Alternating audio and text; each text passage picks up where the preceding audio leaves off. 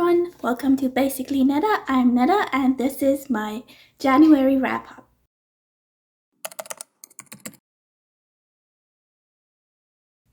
In the month of January, I read 5 books. I had 1 5-star rating book, 2 4-star rating book, 1 3-star rating book, and 1 2-star rating book. In this video, I'm just going to talk about the books as I read them, not by the rating that I gave them. So the first book that I read was Oathbringer by Sanderson. This was really enjoyable. I have been reading all of the Stormlight Archive books, and this is number 3 in the series, and I enjoyed it. It had a little bit of pacing issues, just like the other ones, yet it was rewarding at the end. And yeah, it had it started the same way as the other 2. It was following the main characters throughout their journey. There's we learn more about the characters, we learn more about the magic system. There's more politics in this one, as well as it was on the other 2 books. And then there's a twist like all the other ones. It's typical Sanderson book. I enjoyed it and I gave it a 4-star. And yeah, it was a great book to start with the year, and it was an enjoyable one. The second book that I read this month was Apprentice by Hobb. The story is told by the main character, Fitz, who is a bastard of the royal blood. He is adopted by a noble person and is sent to train to become a royal assassin. The story is character-driven. There's a lot of politics. It is very well written. I had so much fun reading this, even though I don't like character-driven books. This flowed very nicely. It was one of those things that I wasn't expecting to like, yet I really liked. I have a video on this one if you want to hear more of my thoughts about it. It is a longer explanation of this. I think I rant about 6 minutes on this. So if you want to learn more, go watch that video.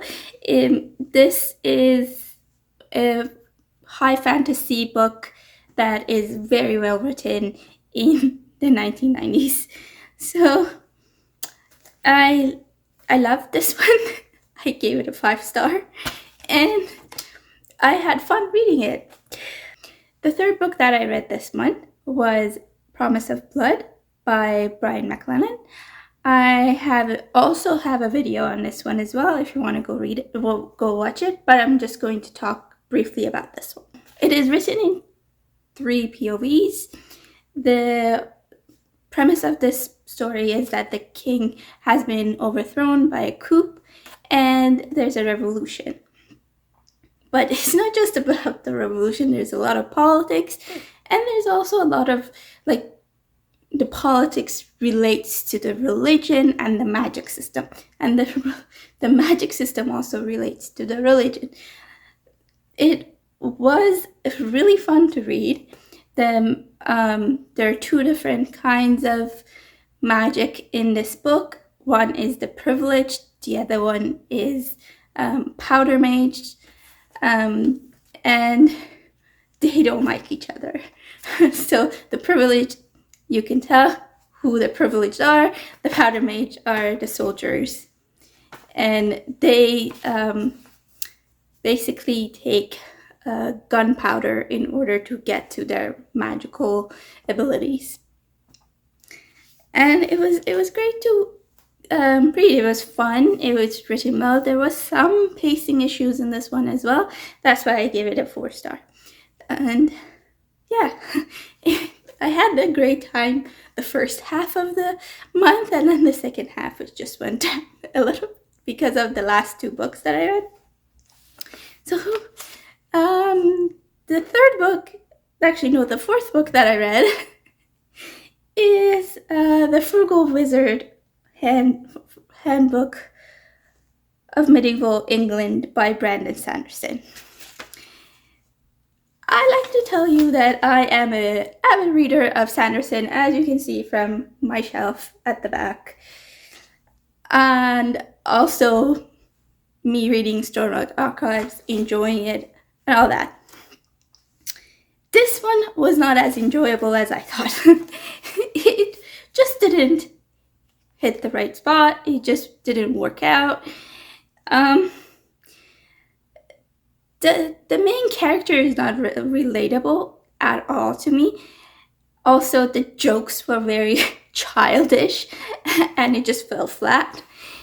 And it's just, the plot didn't work. It just was not making any sense. And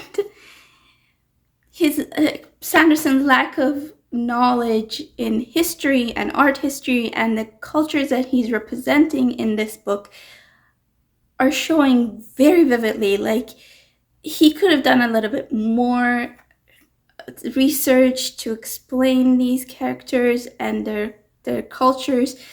He just didn't do that. He just gave up, I guess. And like, you would think that, okay, he gave up the historical background or cultural background knowledge for the heck of the plot, or for character building, or for magic system. No, they all flopped. Everything about this book didn't work. I understand what he's trying to do, but it just didn't work. And that's why I give it a 2-star rating. I'm sorry. This was just one of the worst books. Just Sanderson's worst book so far for me. And I was just very disappointed out of this one. I was like, no. This one didn't need to be, like, if somebody else had written this one, I'm pretty sure it would never been published. So, yeah, sorry to those who like it. I mean, reading is subjective, right? So, I'm just gonna move on now. Okay, so the last book, which is the 5th book that I read, was The Justice of Kings by Richard Swan. This was a good book. It is the story is told by Helena, who is the clerk of the Justice, Sir Conrad Van Walt, and it is a very political, dramatic story with a very little amount of magic presented. Like, there is magic in it, but it's not as much. It's more towards the politics and the characters and their relationship, and it was good. It's written very well. It's just not for me. I wanted more of the character building towards the magic system. I wanted to know more of the magic system. It's just, yes, it's character driven, but it's just too much drama for me.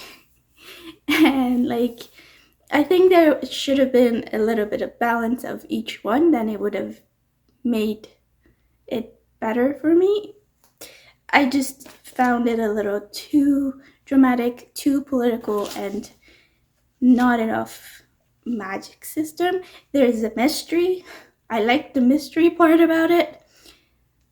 And yeah, it wasn't like something that wowed me.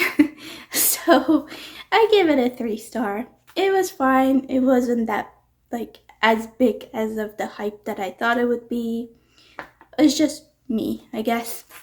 I'm pretty sure other people will tell you different, because I've seen all the reviews and stuff. That's why I picked it up.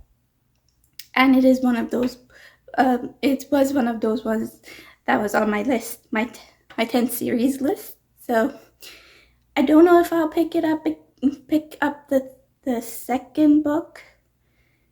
I only want, if I do pick it up, I would probably pick it up as an audiobook, but the Libby app didn't have the audiobook, so I had to pick up their ebook. So we'll see what happens with this one. But yeah, those are all the 5 books that I read this month. Let me know down below what you think about them, if you have read them. And like and subscribe if you like it and you want to see more. And thank you for watching. I'll see you in the next one.